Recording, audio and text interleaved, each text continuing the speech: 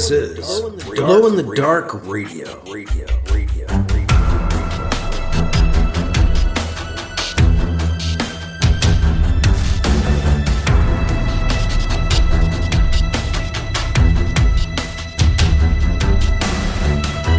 The science fiction podcast, with original independent science fiction, written and performed by Mike Luoma, with music by Kevin MacLeod. The Vatican Assassin Trilogy and The Adventures of Alibi Jones by Mike Luoma are available in ebook, trade paperback, and audiobook wherever you find your books online. Get links and details at glowinthedarkradio.com.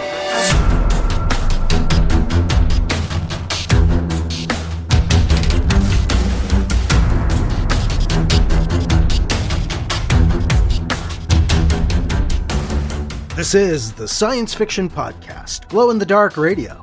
I'm your host, your writer and reader, Mike Luoma, and this is Alibi Jones Chapter 6 that we're about to get into on this episode. It is the Chronological Omnibus that we're working our way through, the Adventures of Alibi Jones Chronological Omnibus, all of his stuff in the timeline order in which it takes place. So we didn't begin with the novel, but we are now in to the first novel, which is simply titled Alibi Jones. And Alibi, along with the cat-like alien Dakhur Kit and their former cellmate Piccolo, all escaped from the Tekta on Tektakarn, and now they've jumped into the Junzias system to get back on their trail. The Tekta seem to be at the root of some recent kidnappings. What will Alibi and company find on Junzias? Well, they're actually about to make a significant discovery. A significant and surprising discovery, I should say.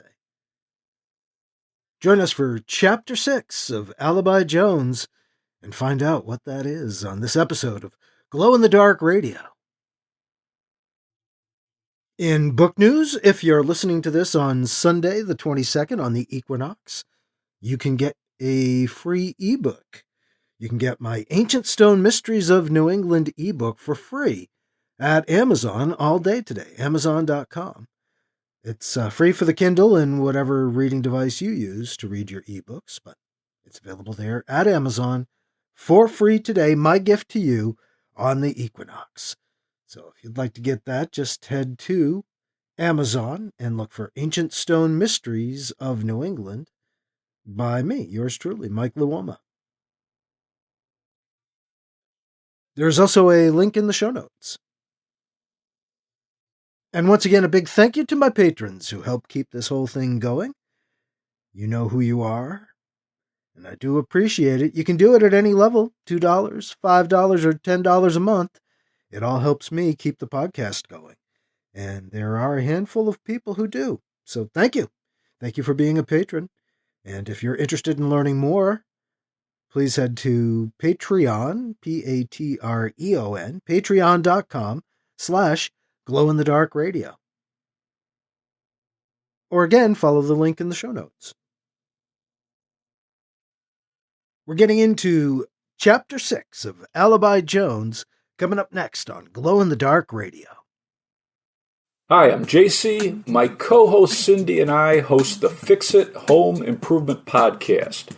We cover projects that every homeowner should know and top-rated products for home and garden. And for fans of Mike, we keep you posted on new smart home systems and products like robot vacuums and robot lawnmowers that seemed like science fiction not too long ago. You can check it out on your favorite podcast app. It's Fix It, F-I-X-I-T, Home Improvement.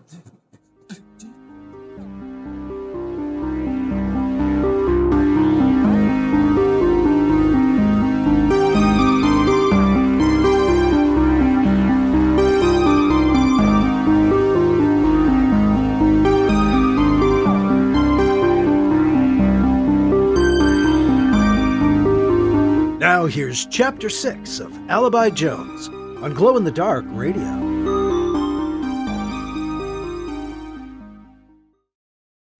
Two and a half hours later, The stinger ship carrying Alibi, Kit, and Piccolo reaches what Alibi figures is a safe orbital distance from Junzias before they can be detected by any instruments scanning nearby space from the planet below. "I'm picking up some sort of planetary energy field," Alibi notes aloud. "Hard to read, seems unsteady." "That is the old Eldred planetary defense shield," Kit says. "Probably not at full power if it is sputtering." "I'll find the weakest spot and punch us through it next time it sputters," Alibi says. He locates a weak spot in the grid of energy surrounding the planet. The defensive energy grid is old and frayed, incapable of covering the entire sphere of Junzias' globe. As weak energy readings come back to him on the bridge, Alibi finds he doesn't need to wait for the field to sputter to fly the stinger ship down past the grid and into the atmosphere. "We're in," he tells Kit and Piccolo once they've punched through. "I'm flying us back around the globe. The planetary field generator is right next to the port, so I had to punch us through the grid half a world away from where we wanted to be. We'll come around from the planet's dark side and follow the night in." Alibi brings the stinger in towards the port on a low-altitude approach vector at twilight to avoid detection. "I'm putting us down outside of the port," he explains.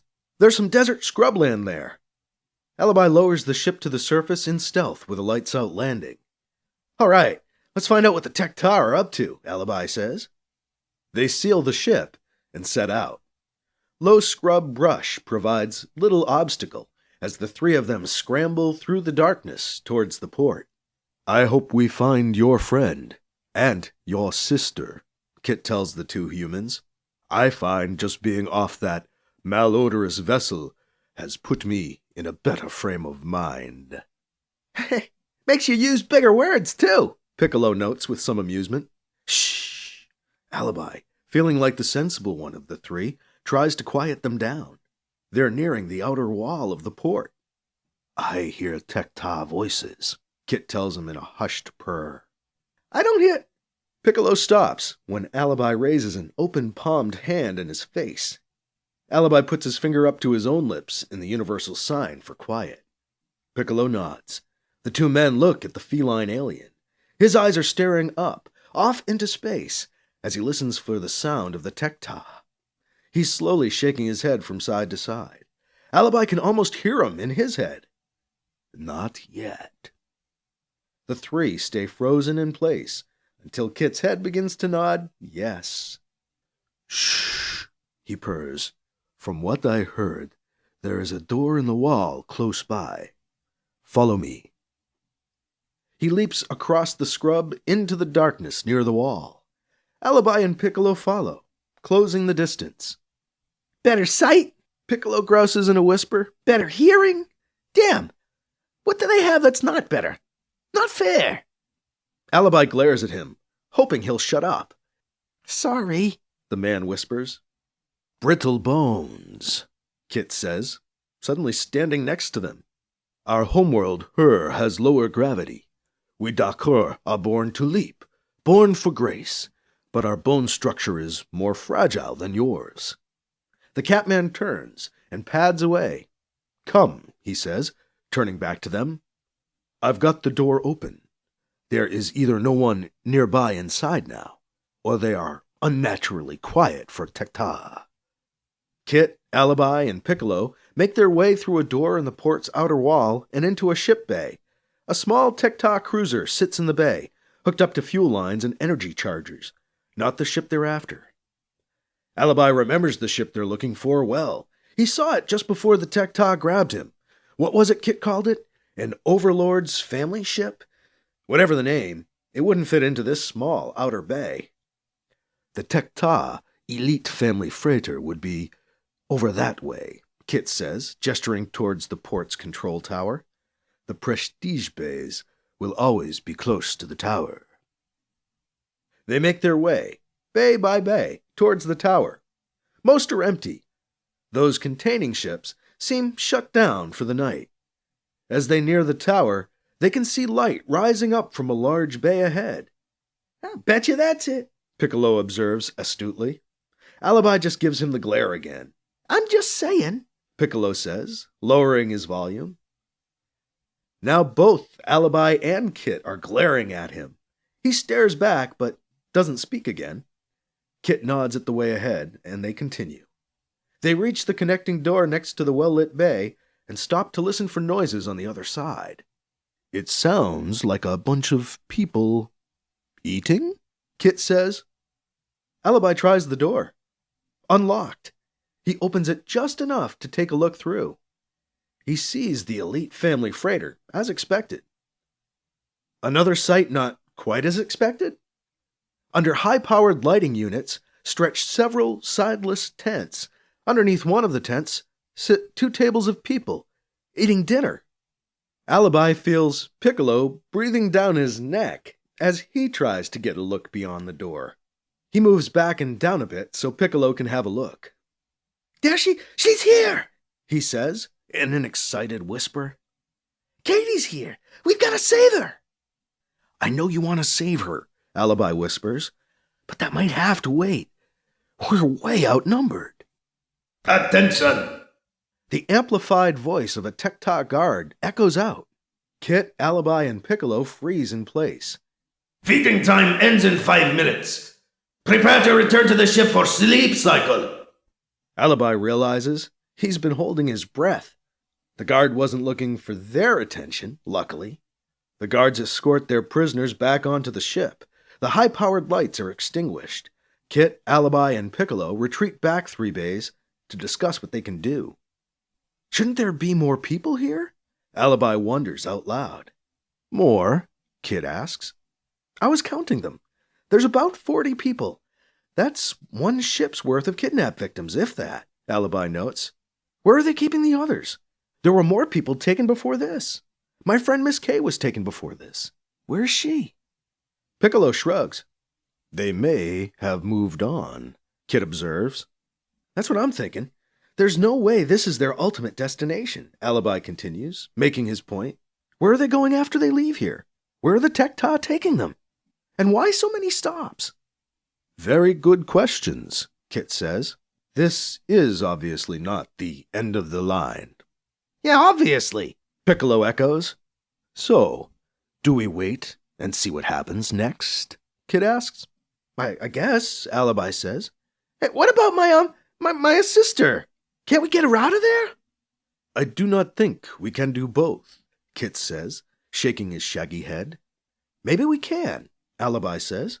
We wait, see what they do next, but at the same time we get ready to act, so we can rescue these people from whatever the Tech-Ta have planned for them, after we see what it is. Or we just wait for a little while, and, act on a deadline we set ourselves. Huh? Piccolo asks, confused. What do you mean? How do we do that? We just do it, Kit says. Wait until morning. Then we can act, if nothing happens. I'm going back to the ship, Alibi announces. What? Piccolo asks, surprised. Why? Kit asks. I'm going to fly it back over here, land in one of these bays, get our getaway vehicle a little closer.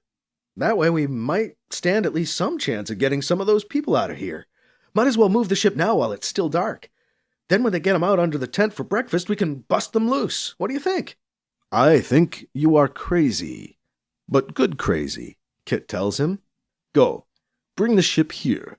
I'll find a way to guide you in. Alibi makes his way through the bays and out across the scrub, back to the Stinger. He powers up the engines, but maintains a blackout on his ground lighting. The Stinger rises up in the dark. He keeps her hovering at a low altitude as he glides the ship in over the outer bays. Looking down, Alibi sees Kit has marked the bay he and Piccolo are waiting in with 2 crossed flashlights on the ground. It's enough light to allow Alibi to bring the ship in. He touches down inside the small inner bay near the freighter. Cautious, Alibi looks around as he gets off the ship, but no Tech-Ta have appeared. Kit appears, nodding his approval. Good flying, Kit compliments him. Thanks. Now we wait, Kit says. Alibi, Kit, and Piccolo wait through the night. When the sky begins to glow with morning light, the 3 head back to the main landing bay, to the freighter and the tents. The Tech-Ta appear to be waiting too. As Kit, Piccolo, and Alibi watch them through the main bay's door, the Tech-Ta guards search the sky, looking for something. Another ship? Let's get closer, Alibi says, while they're looking up. Kit leads the way into the larger bay. Alibi and Piccolo follow. They duck behind some discarded cargo containers and watch for some advantage, for an opening, a chance to overwhelm the guards, take them by surprise. The Tech-Ta begin hissing at each other as a shiny silver ship appears high above them. As it descends, Alibi realizes it's bigger than it first appears. It's actually hard to judge its size due to a lack of external ornamentation of any kind, but the silver ship grows ever larger as it approaches the port. That's not a Tech-Ta ship, Alibi notes. I don't think I've ever seen a ship like that before. Beginning to look like this whole kidnapping thing is bigger than just the Tech-Ta. I believe you may be right, Kit observes. Who are these new guys? Alibi asks. I am not sure, Kit admits. Don't look at me, Piccolo says, almost too loud. They all look up as the ship comes down. The sleek silver vessel grows to an enormous size as it lands in the bay. The curve of the ship looms over their heads as it settles down on 10-meter-tall landing gear. A cylindrical column drops down from the body of the ship to land on the ground in the bay. Alibi doesn't notice when a small door opens in the side of the landing tower, but Kit gasps. That's impossible, Kit whispers with a hiss. What? Alibi asks. Them. They are supposed to be dead. Alibi looks away from the ship above to see what Kit is so upset about. Two small, light blue teddy bear-like figures exit a door in the tower and walk over to the Tech-Ta and the kidnap victims. Then 7 more fuzzy blue aliens emerge from the inside of the landing tower, taking up defensive positions around the tower. Each carries a rifle of some kind. Tech-Ta guards begin pushing their prisoners towards the landing tower. Who are those aliens? What race is that? Alibi asks Kit. I've never seen them before. Those are the Eldred, Kit says. But there is no way. How are they here? How can they be alive? The Eldred? Alibi says in disbelief. They're all supposed to be dead. Wow. Wait until Aunt Anita hears about this.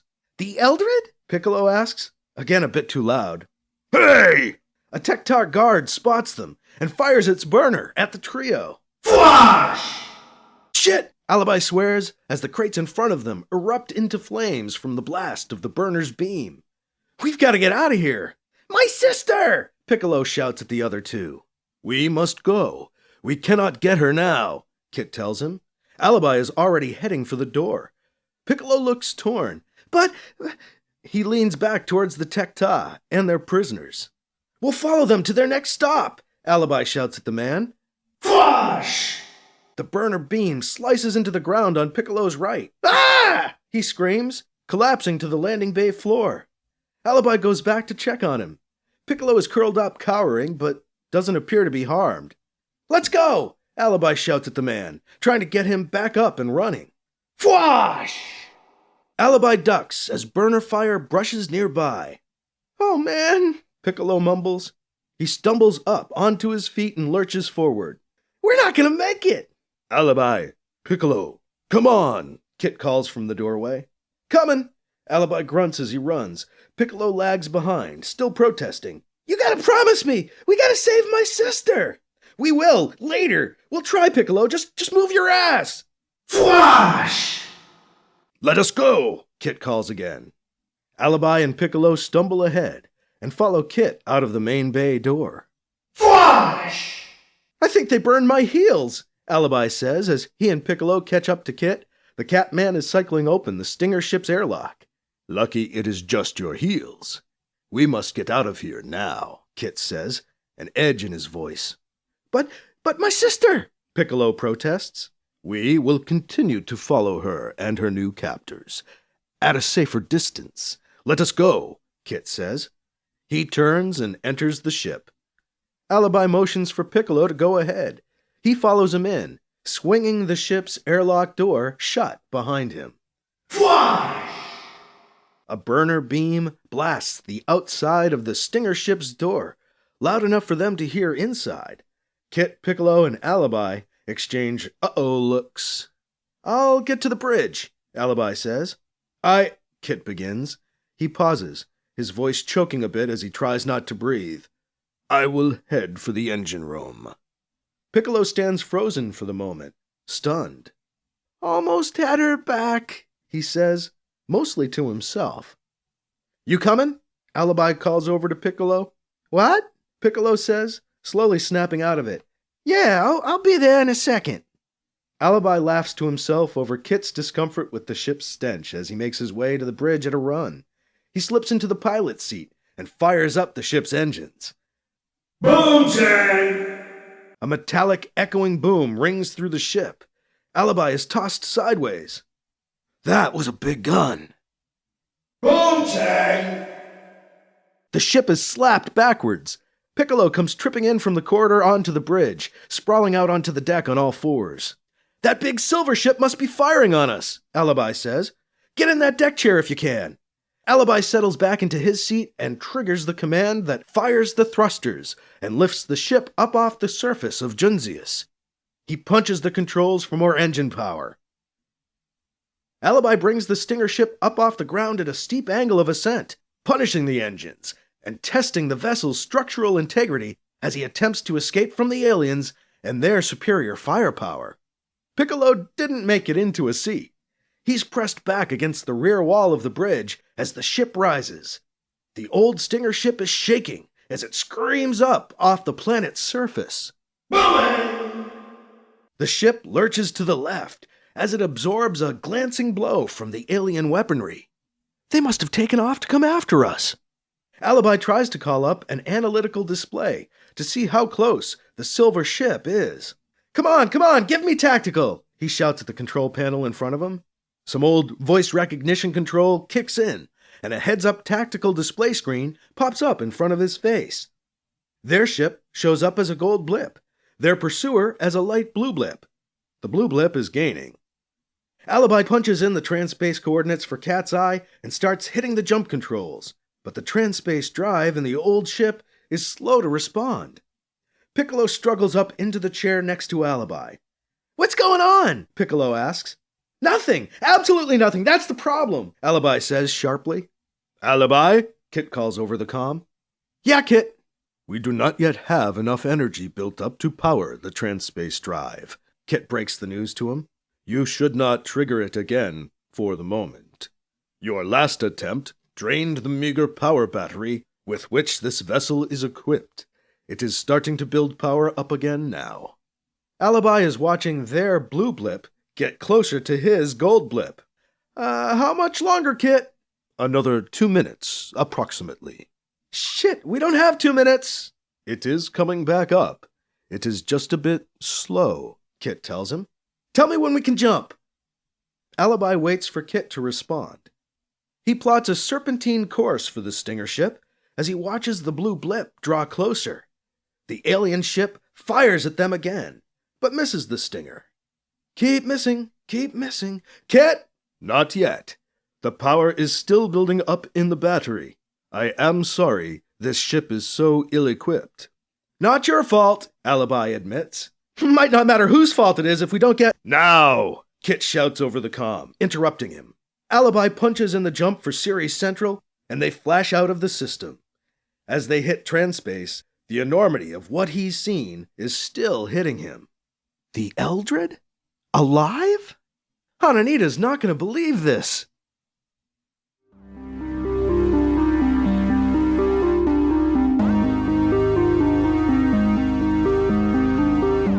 That was Chapter 6 of Alibi Jones on Glow in the Dark Radio. Well, that was a major surprise. A major news item, I suppose.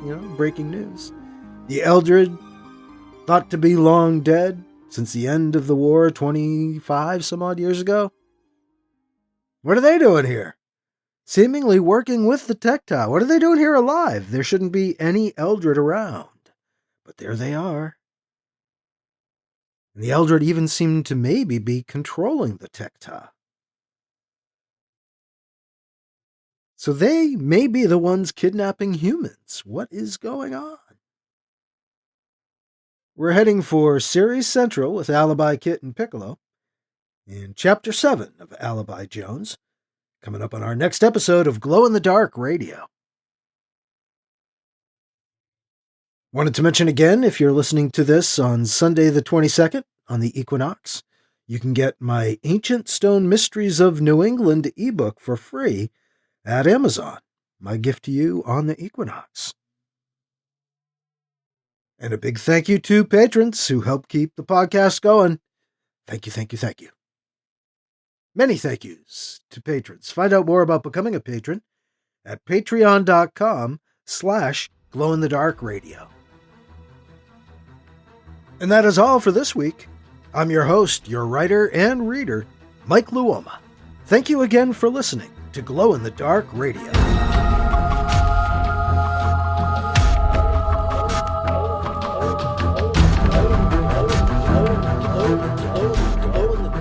Glow in the Dark Radio.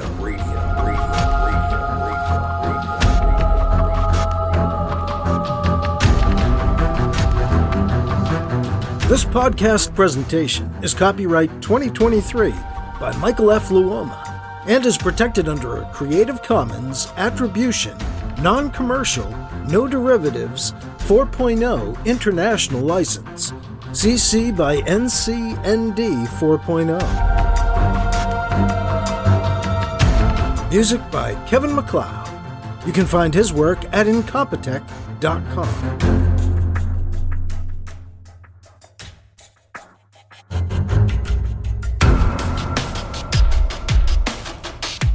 Mike's books are available in ebook, paperback, and audiobook, wherever you find books online. Get links and more details at glowinthedarkradio.com and mikeluoma.com. This has been a presentation of Glow in the Dark Radio.